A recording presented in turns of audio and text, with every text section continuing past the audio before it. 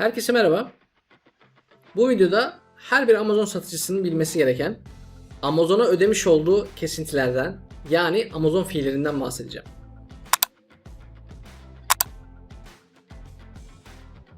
Sizler için videoyu ikiye böldüm. Temel Amazon ücretleri ve ikinci Amazon ücretleri diye. Yaklaşık 15 tane fee anlatacağım.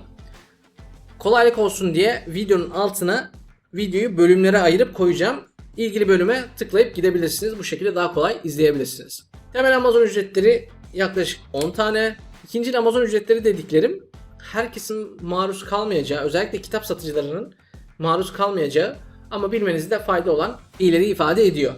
Evet, ilk ücretimiz, ilk fee'miz subscription fee. Malumunuz bir Amazon hesabınız olduğunda iki tarz üyeliğiniz oluyor. Ya hiç para ödemiyorsunuz, individual selling planiniz oluyor ya da aylık 40 dolar ödüyorsunuz, professional selling planiniz oluyor. Bu ikisini şirket türünüzde karıştırmayın. Bunlar tamamen Amazon'un alakalı. Professional selling planiniz olursa aylık 40 dolar veriyorsunuz. Amerika, Kanada, Meksika ve Brezilya'da aynı anda satış yapabiliyorsunuz. Amazon'un sunduğu bütün satıcı özelliklerine sahip oluyorsunuz. Bunların en başında Buy Box geliyor. Eğer individual selling planiniz varsa para ödemiyorsunuz ama her satışta Amazon'a 99 cent ekstradan ücret ödüyorsunuz. Ve benim için en büyük eksiği Buy Box ineligible oluyorsunuz. Amazon'da satış yapmak istiyorsanız Buy Box'a sahip olmalısınız. Zaten 41. satışınızda Professional Selling Plan'ını daha fazla Amazon'a para vermiş oluyorsunuz. O yüzden Individual Selling Plan'i sadece birkaç deneme yapmak için kullanabilirsiniz. Bana sorarsanız direkt Professional Selling Plan ile başlayın.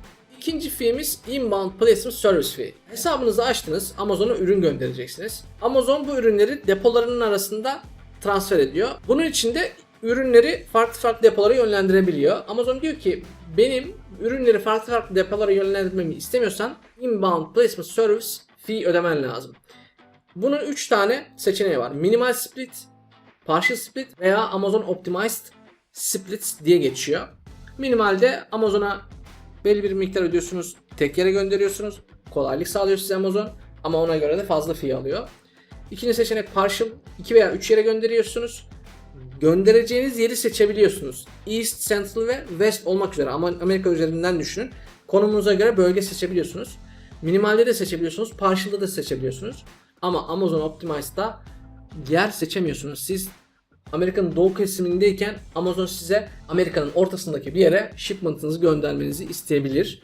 Ücretsiz görünse de Amazon Optimized seçeneğini ben tavsiye etmiyorum. Amazon'da shipment'larınızı takip ettiğiniz yere gittiğinizde, ilgili shipment'ın içine girdiğinizde sağ üst köşede bu ekranda gördüğünüz yer mevcut. Fees estimated diyor, tahmini. Burada gördüğünüz Total Inbound Placement Service Fee ücreti bu bahsettiğimiz ücret. Mesela bu örnekte Amazon 1491 ürünün tek depoya gitmesi için satıcıdan 601 dolar ücret alacakmış.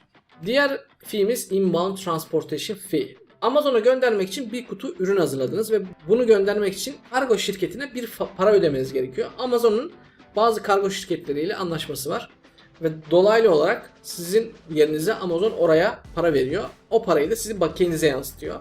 Yine aynı yere giderseniz Amazon Partner Carrier Cost diye gördüğünüz ücret o kutuları Amazon'a göndermek için vermeniz gereken ücreti ifade ediyor. Ürünlerimizi Amazon'a gönderdik ve ürünlerimizden bir tanesi satıldı. Şimdi satışta vermemiz gereken fee'lerden bahsedeceğim.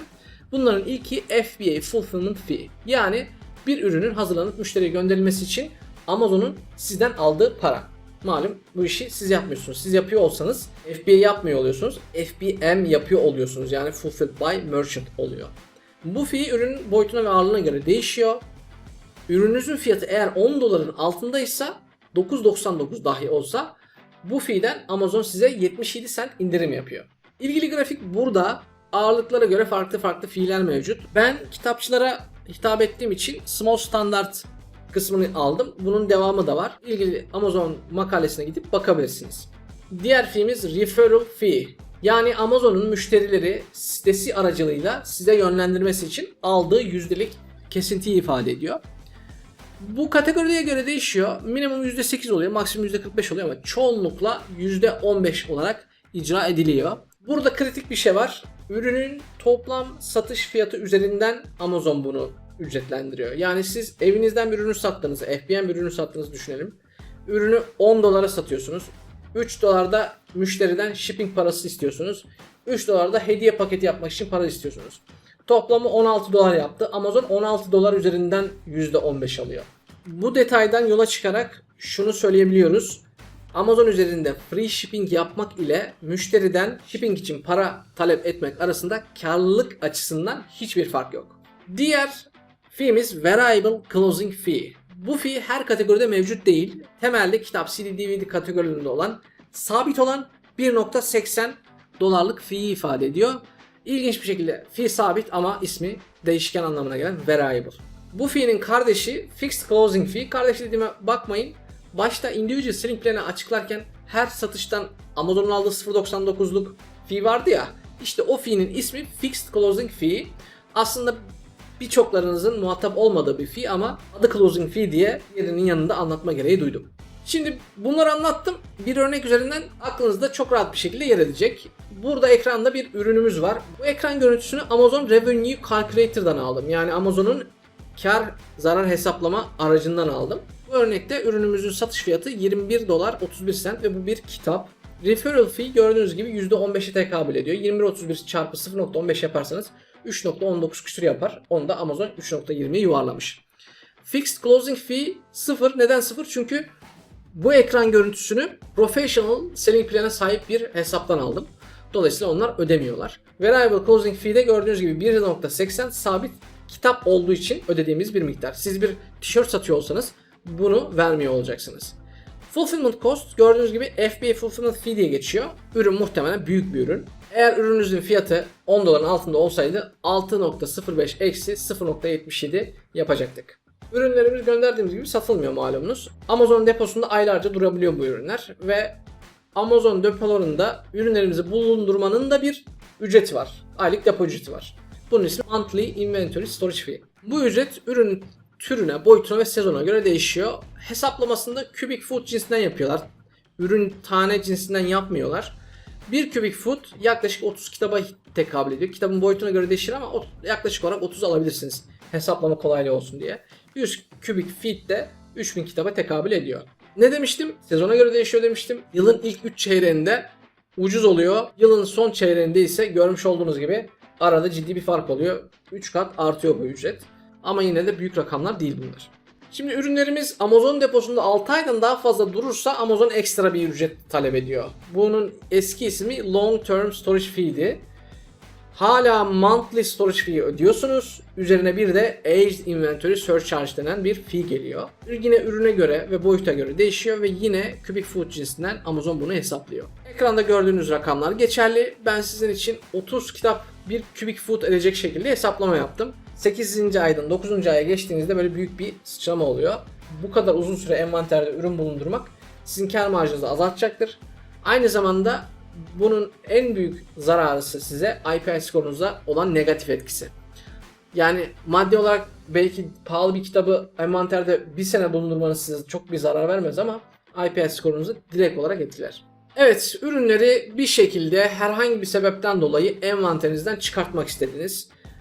FBM yani evden sattığınız bir ürünü silmeniz yeterli oluyor ama Amazon deposundaki bir ürünü silmeniz yeterli olmuyor. Bir de onu Amazon deposundan dışarı çıkarmak için Amazon'a para vermeniz lazım. İşte bu Removal Order ile yapılıyor. 3 tip Removal Order çeşidi var. Birincisi Return. Deponuza veya evinize herhangi bir yere göndertebiliyorsunuz ürünlerinizi. İkincisi Dispose. Amazon sizin yerinize çöpe atıyor. Üçüncüsü ise Liquidation. Onu birazdan anlatacağım. Return ile Dispose arasında ücret açısından hiçbir fark yok. 1000 ürüne kadar toplu bir şekilde Return ve Dispose işlemi yapabiliyorsunuz ama toplu yapmanız sadece işlem kolaylığı sağlıyor. Yine aynı ücreti ürün başına veriyor oluyorsunuz. Çok küçük bir ürünü düşünelim. Bunu envanterinizden çıkarmanız size minimum 1 dolar 4 sente mal oluyor. Üçüncü seçeneğimiz için Liquidation. Bu diğerlerinden biraz farklı. Amazon ürününüzü sizin yerinize liquidator'ları satıyor. Her bir liquidator'ın bir oranı var. Ürünün ortalama satış fiyatının %5 ile 10 arasında liquidator'lar bu ürünleri satın alıyorlar. Her ürünü liquidation'a gönderemiyorsunuz ama gönderebildiğiniz her ürünü removal order oluşturuyorsanız mutlaka liquidation'a gönderin. Şimdi liquidation'ın sabit bir şeyi yok. Bunun bir hesaplaması var. Liquidation processing fee oluyor. Yani satıcıya ürününüzün hazırlanıp gönderilmesi için Amazon sizden bir ücret alıyor. Ürünü sattı. Liquidator'dan hesabınıza bir para geçecek. Siz bu işlem içinde bir referral fee alıyor. Bu da %15 oluyor. Alttaki oranda liquidator'ların oranları oluyor. Bir örnek üzerinden çok net bir şekilde aklınızda kalacak. Liquidation processing fee ekranda göründüğü gibi 0.2 librelik bir ürün düşünelim. Bir kitap olsun, ufak bir kitap olsun. Bunu liquidation'a gönderdik. Bu kitabın ortalama satış fiyatı $20. Bu ürünü satın alan liquidator'ın da oranı %7.5'muş. Dolayısıyla bu ürün için size o liquidator $1.50 para ödeyecek. Amazon diyor ki $1.50 ödedin ya, %15'ini ben onu alayım diyor. Referral fee olarak 23 cent sizden alıyor. Bir de diyor bu ürünü ben liquidator'a göndereceğim. Onun için de şurada gördüğü grafiğe göre, yani bu ürün 0.2 libre olduğu için 0.25 sizden para alıyor. Dolayısıyla sizin bu liquidation işleminden sonra cebinize $1.02 para girmiş oluyor. Siz bu ürünü eve çağırsaydınız veya dispose yapsaydınız, çöpe attırsaydınız cebinizden $1.04 çıkacaktı. Liquidation'a gönderdiğiniz için cebinize $1.02 para girdi. Yani siz $2.06 kar elde etmiş oldunuz bu işlem sonucunda. Aynı zamanda ürününüzü de envanterinizden çıkartmış oldunuz.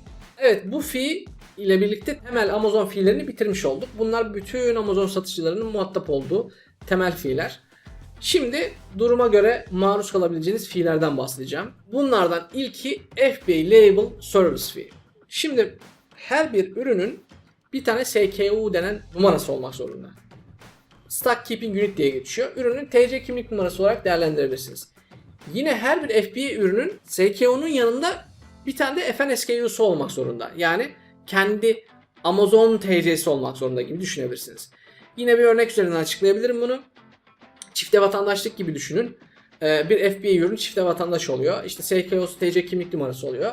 FNSKU'su da Amerika'nın vermiş olduğu kimlik numarası oluyor gibi düşünebilirsiniz. Dolayısıyla her bir FBA ürünün üzerinde bir tane FNSKU label'ı, etiketi olmak zorunda. Bunu siz de koyabilirsiniz. Amazon sizin yerinize de koyabilir. Amazon'un koymasını istiyorsanız Ağustos'a kadar 55 cent, Ağustos'tan sonra da $1.09 ödemek zorundasınız. Bunun otomatik ayarı, yani siz değiştirmediğiniz sürece merchant yapacak şekilde, yani sizin yapıştıracağınız şeklindedir. Amazon'un yapıştırmasını istiyorsanız gelip buradan ayarını değiştirip Amazon'a ücret ödeyebilirsiniz. Diğer fee'miz FBA Manual Processing Fee. Bir shipment hazırladığınız zaman hangi kutunun içerisinde hangi ürünün olduğunu Amazon'a bir şekilde söylemeniz lazım. Bir örnekle açıklayayım. 200 tane kitabı hazırladınız, listelediniz. Bu kitapları rastgele kutulara koyup göndermek istiyorsunuz. Hiç daha onları scan edip işte kutulara tek tek koymak istemiyorsunuz. Aldınız, rastgele kutulara koydunuz ve gönderdiniz. Amazon bu şekilde ürün gönderdiğiniz için, kutunun içerisindeki ürünlerin bilgisini herhangi bir şekilde Amazon'a ulaştırmadığınız için sizden ürün başına aşağıdaki rakamları alacak. Diğer fee'miz Returns Processing Fee. Return Amazon'da olmazsa olmaz bir şey. Her satıcının mutlaka return ürünleri oluyor. Amazon belli bir yere kadar bu returnlerden sizden herhangi bir ücret almıyor. Her kategori için farklı oranlar belirlemiş. Mesela kitap kategorisi için bu 5.1 ama bir saat kategorisi için %12'ymiş. Return oranınız, bu oranın üzerine çıkarsanız Amazon sizi belli bir ücret alarak cezalandırıyor.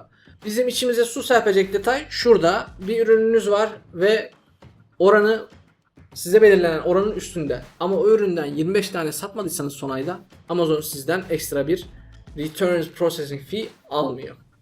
Return dedik ki refund demesek olmaz. Amazon her bir refund işleminden bir miktar kesinti yapıyor. Nasıl oluyor? Bir return oldu. Amazon müşteriye paranın tamamını veriyor, iade ediyor. Satıcıya da almış olduğu %15'lik referral fee'yi iade ediyor. Eğer kitap, CD, DVD gibi bir şey satıyorsanız variable closing fee, yani $1.80 iade ediyor. Ama ürünü müşteriye göndermek için sizden aldığı fulfillment fee'yi iade etmiyor. Dolayısıyla her bir return satıcının cebinden çıkan para demek. Bu refund işlemini satıcının gerçekleştirmesi gerekiyor. Amazon refund yaparsa refund administration fee almıyor.